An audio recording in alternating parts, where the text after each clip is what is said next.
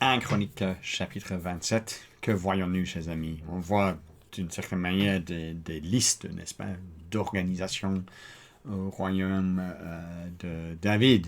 D'abord, l'organisation militaire du royaume dans les 15 premiers versets, et ensuite l'organisation civile des tribus d'Israël dans le royaume de David. Alors, que pouvons-nous retirer de tout cela?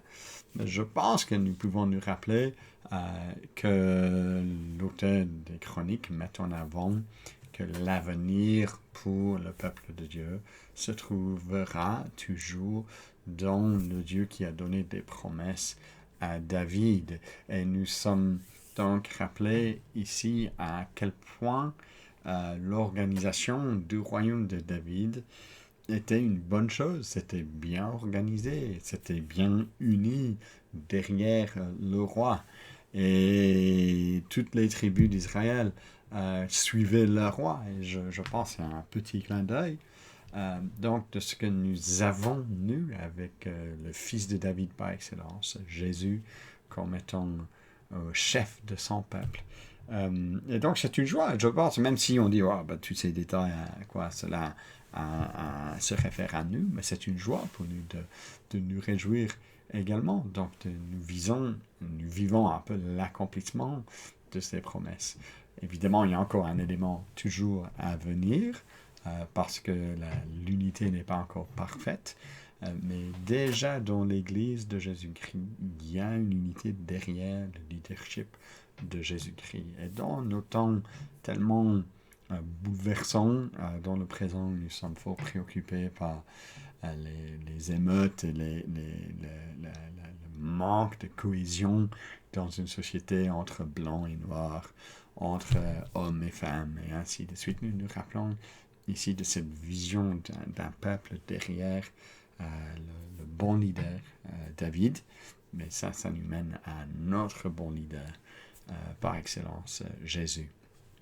Alors, deuxième chose, j'aimerais juste souligner ici, c'est un peu un détail en passant, mais au verset 32 et suivant, nous voyons juste quelques proches, l'entourage privé de David, j'ai dans le titre de ma Bible.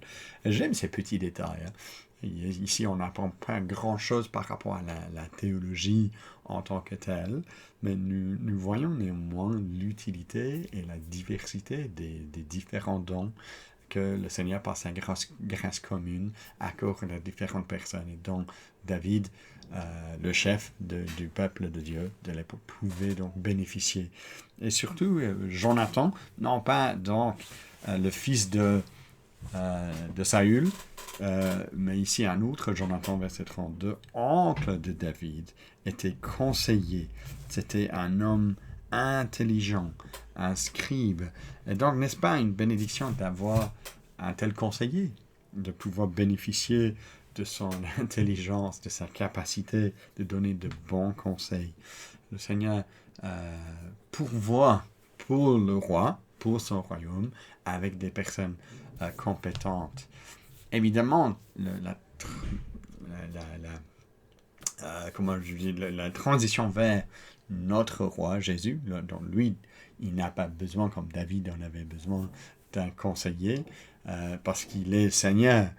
Mais je pense que cela vise néanmoins dans l'Église de Jésus-Christ la joie de savoir que Dieu pourvoit pour que ceux qui doivent exercer un rôle ou un autre ont par l'ensemble des dons qu'il donne, donc la capacité d'aller de l'avant. On ne peut pas faire ça seul, nous.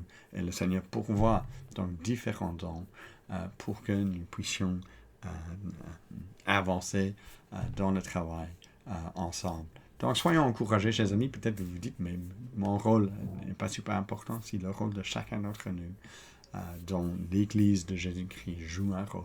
Et réjouissons-nous de nos talents, de ce que le Seigneur nous a donné par sa grâce commune, pour que nous puissions être donc au service des uns et des autres et au service de notre grand Dieu. Alors, bonne journée à chacun.